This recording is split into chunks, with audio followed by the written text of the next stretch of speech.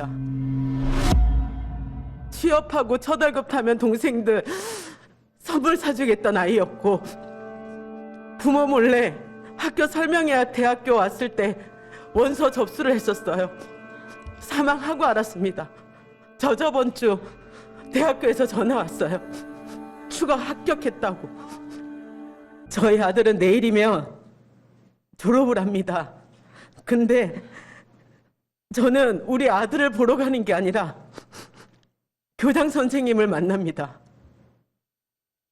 취업하고 첫 월급 타면 동생들 선물 사주겠다는 아이였고, 부모 몰래 학교 설명회와 대학교 왔을 때 원서 접수를 했었어요. 사망하고 알았습니다. 저번 주 대학교에서 전화 왔어요. 추가 합격했다고. 75일 전 백신을 맞지 않았다면 지금 우리 아들이 제 옆에 있었겠지요. 그때 제 시간이 제 평생 죽을 때까지 잊지 못할 저의 한으로 남았습니다. 암 환자들에게는 1개월도 안 돼서 추가 접종을 하라고 연락이 옵니다. 백신이 효과가 6개월입니까? 3개월입니까? 1개월입니까? 되시고요. 그 상의하셔서 진단서 떼갔습니다. 일단은 승인이 된 거죠. 그러면 하나 예. 궁금한 게 FJ 승인 받을 때 하세요. 동의를 전제로요? 동의서 왜 애들한테 나가? 길게 보고 어떡하면 빨리 보내요. 정부가 나눠준 죽음의 백신 로또에 당첨되지 않은 국민 여러분, 지금 안도의 한숨을 쉬고 계십니까? 내가 아니면 그만입니까? 우리 가족이 아니면 그만입니까? 코로나19 백신 접종률이 80%에 가까워졌지만 새로운 일상이 남의 나라 얘기 같은 이들도 있습니다.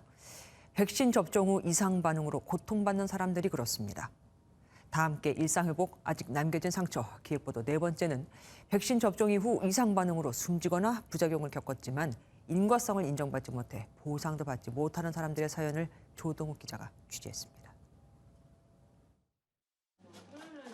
5살과 11살 아이를 둔 아버지 우성웅 씨는 지난달 25일 세상을 떠났습니다. 모더나 2차 백신을 접종한 바로 다음 날 가슴 통증을 호소하다 응급실에 실려간 게 마지막이었습니다. 아침에 한 8시쯤 갑자기 이제 막 뛰어나오셔갖고 너무 고통스러워하시는 거예요. 병원에 도착하자마자 그 몇 초 사이에 심장지가 와가지고. 죽음을 이해하지 못한 5살 둘째는 아직도 매일 밤 돌아올 수 없는 아버지를 찾습니다. 자꾸 신랑이 생각나고 그래서 정리를 하려고 다 꺼내놨었거든요. 엄마, 하늘나라에서 아빠가 좀 있으면 돌아올 건데 이거 없으면 아빠가 너무 슬퍼할 것 같다고 얘기를 하는데 너무. 최은영 씨 역시 지난 6월 아스트라제네카 백신을 맞고 열흘 뒤 쓰러진 어머니를 4달 넘게 간병하고 있습니다. 병원에선 마음의 준비를 하라고 전했지만 은영 씨는 아직 어머니를 떠나보낼 준비가 되지 않았습니다. 제가 저희 엄마한테 아무것도 해줄 수가 없습니다. 지금 제 손을 잡고서 나 좀 죽여줘, 나 좀 죽여줘 하는데 그 고통이 얼마나 크면 자기 자신을 죽여달라고 자신한테. 현재까지 백신 접종 후 사망으로 신고된 사람은 1,216명에 달하지만 인과성이 인정된 사람은 고작 2명뿐입니다. 데이터가 쌓일 때까지 기다리라고 하는데 저희도 하루하루 피가 마르고 죽어가는 사람입니다. 4개월 동안 어디까지 기다릴까요? 이거는 진짜 아닙니다. 질병관리청은 현행 기준이 엄격하다는 점을 인정하면서도 국제 기준을 따라야 하기 때문에 어쩔 도리가 없다고 설명합니다. 정부는 이 모든 죽음에 먼저 기저질환으로 인한 사망일 것이라고 발표합니다. 그리고 기저질환이 없는 사망자에게는 대부분 백신 접종과의 연관성이 없다고 합니다. 아니, 연관성이 없다고 하는 것보다는 연관성이 있다고 할 수 없다고 합니다. 같은 말처럼 들리지만 전혀 다른 말입니다. 백신 접종으로 사망한 가족이 똑같은 말로 정부와 질병관리청에 질문해 보겠습니다. 내 자식이, 내 형제의 사망 원인이 백신 접종 때문이라고 단언하지 않겠다. 하지만 백신 접종과 100% 전혀 연관성이 없다고 당신들은 단언할 수 있습니까? 지난 6월 말 어머니를 잃은 30대 이은석 씨. 63살 어머니는 아스트라제네카 백신을 1차 접종한 뒤 일주일 만에 뇌출혈로 쓰러졌고 결국 접종 20여일 만에 세상을 떠났습니다. 지병은커녕 평소 친구들과 등산을 즐길 정도로 건강했던 어머니. 이 씨는 백신 접종과의 인과성을 의심하고 있습니다. 봉고차도 직접 운전하시고 너무나 건강하셨는데 상상도 못했던 일이라 아직도 믿기지 않아요. 하지만 사망 다음 날 조사에 나선 질병관리청은 2주 만에 명확히 인과성이 없다는 결론을 내렸습니다. 이 씨가 직접 나서 부검을 의뢰한 끝에 인과관계가 있을 수 있다는 의사소견을 얻었지만 방역당국은 끝내 이를 인정하지 않았습니다. 근데 이런 판단이 나오기도 전에 인과성을 명확히 없다고 결론을 내버리는 자체가 이제 일반인의 상식에서 이해가 안 갔고요. 이 씨 어머니처럼 코로나19 백신을 접종한 뒤 사망한 사례는 모두 700여 건, 중증 환자도 10,000명을 넘어섰습니다. 하지만 방역당국이 백신 접종과 인과성을 인정한 사례는 중증인 경우 5건, 사망은 2건에 불과합니다. 대한민국 의사 중에 백신 접종 후 사망한 원인을 두고 백신 접종 때문이라고 또는 백신 접종 때문이 아니라고 명확히 답할 수 있는 의사가 있을까요? 있는 고령자입니다. 근데 기저질환자들이 접종을 거부하는 이유는 백신 접종은 기저질환자이기 때문에 해야 되는데 접종을 해서 사망을 하면 기저질환자라 사망을 한다고 발표를 하시기 때문에 제 환자들도 그래서 접종을 안 하세요. 제가 아무리 권유를 해도 접종 후에 제가 사망하면 기저질환자라고 발표가 나는데 제가 어떻게 무서워서 못하고 저는 마스크 쓰고 사람 안 만나고 그분 계속 외래오는 한 번도 안 걸리셨어요. 그래서 사실은 그렇게 된다는 거 뭔가 표현에 어서 조금 저희가 바꿔야 되지 않을까. 기저질환이 아니라 만성질환으로 투병하시는 분은 면역이 약하기 때문에 백신 접종을 하되 문제가 생기면 정부가 확실하게 보장을 하고 치료를 해주겠다. 이런 시스템이 마련이 돼야 될 것 같습니다. 우리 청소년들도 지금 예방접종 1차가 13세 이상은 78.6%, 거의 80%에 육박하게 했습니다. 그렇다면 더 이상 백신 접종을 하기보다는 학원의 감염이나 가정 감염을 막기 위해서 오미크론 대비 검사, 신속 검사를 좀 무료로 정부에서 제공해주고 해외에서는 지금 수억 개를 무료로 배부하고 있어서 학교에서 검사해서 등교하게 하고 학교에 검사해서 집에서 검사해서 학원 등교하게 하고 그리고 청정기 같은 환기를 좀 써주시고 마스크를 좀 더 지침을 강하게 해주시는 것이 우리가 백신 패스나 이런 걸 하지 않고 잘 지나갈 수 있다. 또 하나는 예외 인정 사례를 좀 확대해 줄 필요가 있다고 말씀드리는데요.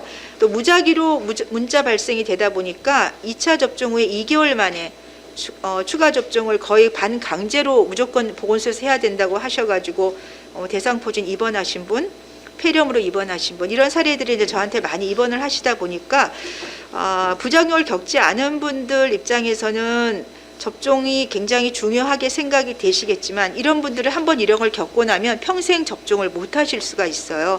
그래서 이런 경우에 부정 출혈이 사실 청소년들도 상당히 많은 걸로 제가 알고 있습니다. 그렇다면 부모 입장에서는 아무래도 걱정이 될 수밖에 없기 때문에 정부에서는 청소년 백신 패스에 대해서는 조금 더 신중하게 꼭 필요한 경우에 저는 적용이 필요하다고 생각을 하고요.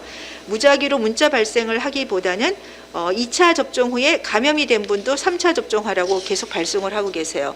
그분은 4차 접종을 하시게 되는 거고 그렇게 되면은 지금 이스라엘에서 4차 접종 자체는 효과적이지 않다는 발표가 지금 나오고 있기 때문에 대상자 선정에 대해서 좀 우리가 주의가 필요하다고 생각합니다. 감사합니다. 만에 하나라는 말이 있습니다. 만분의 1의 확률을 말하는 뜻이 아닙니다. 정말 일어날 확률이 거의 없을 때 우리는 흔히 만에 하나라는 말을 씁니다. 만에 하나라도 일어나서는 안 되는 일을 말할 때 쓰는 말입니다.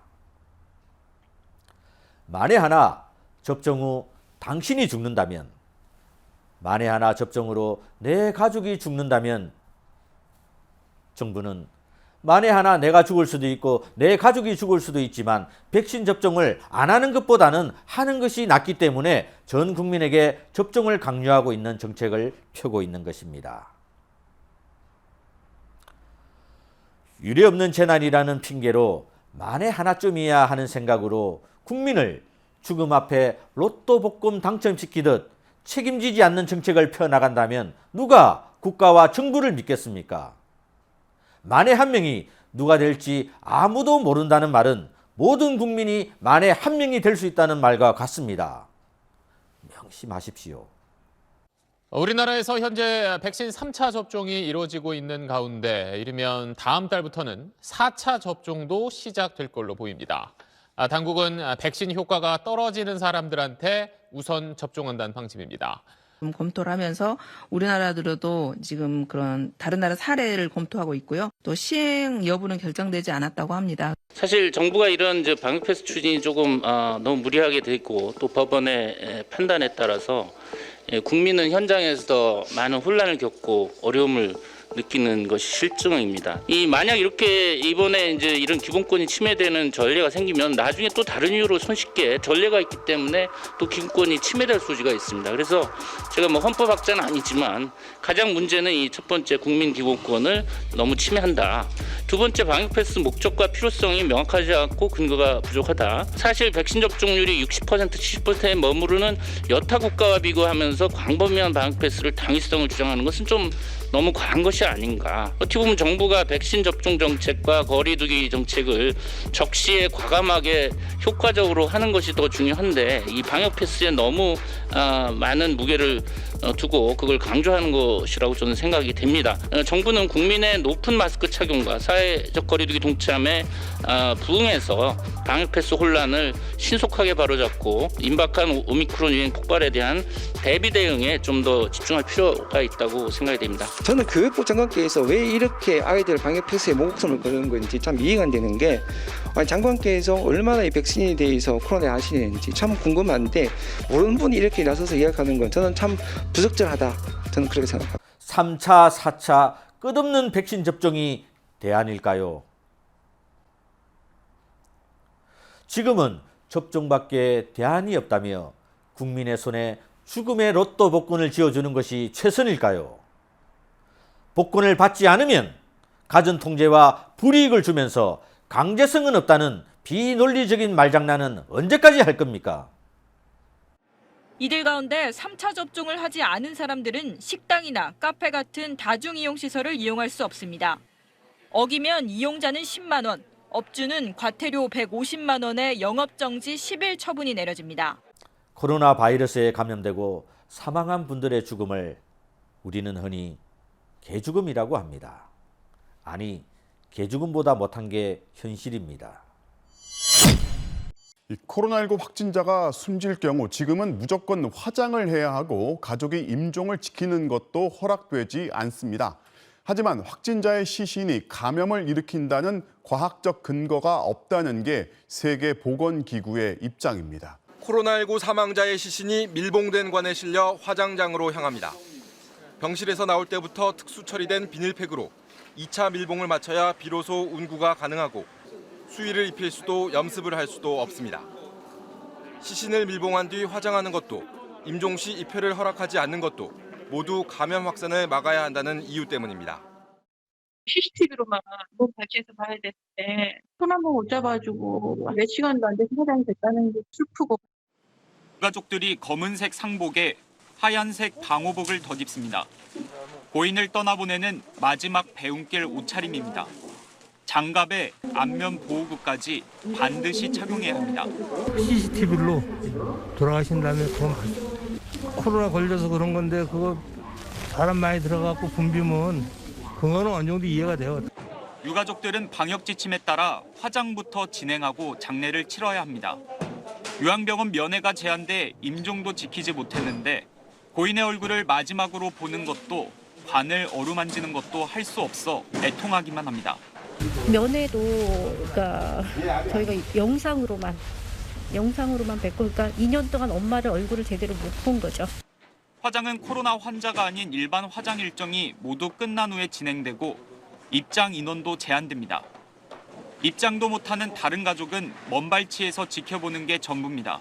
유가족분들은 방역복을 두 분만 착용하시고 마지막까지 배웅을 하시고 나머지 분들은 먼발치서 유례없는 코로나19라는 핑계로 국민의 마지막 죽음 앞에 존엄성마저 훼손시키고 있는 정부에게 말합니다. 코로나로 죽은 이들에게 KF94 마스크를 씌우면 장례를 허락하시겠습니까? 코로나19 사망자의 시신이 감염을 일으킨다는 건 과학적 근거가 전혀 없는 미신에 불과하다며 선 화장 후 장례 지침을 폐기했습니다.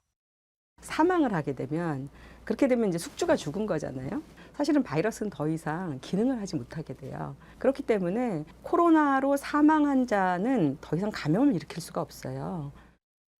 세계보건기구에 따르면 임종 후 영안실에서 가족이 참관할 수 있고 다만 손으로 만지는 것만 안 됩니다.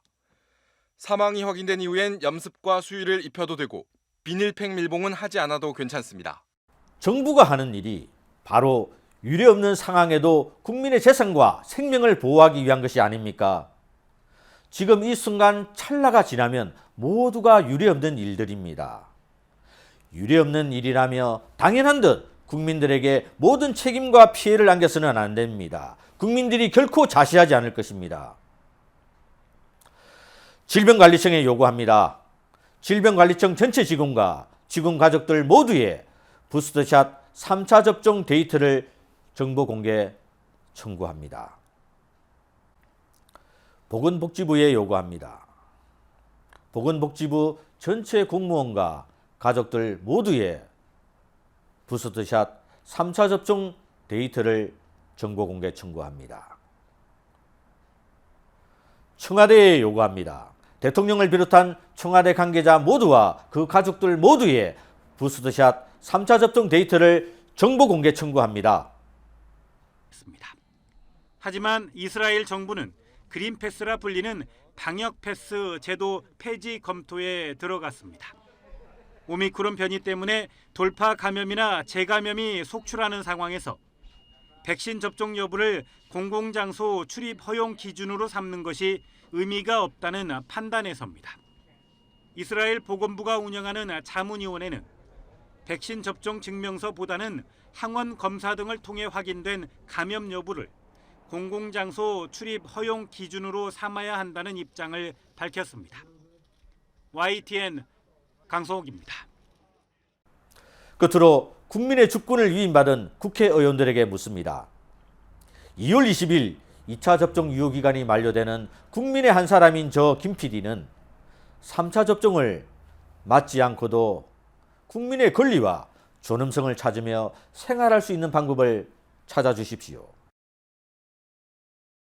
2월 20일 저의 백신 패스 유효기간이 만료되는 날 정보 공개 청구 답변과 함께 여러분을 다시 찾아뵙겠습니다.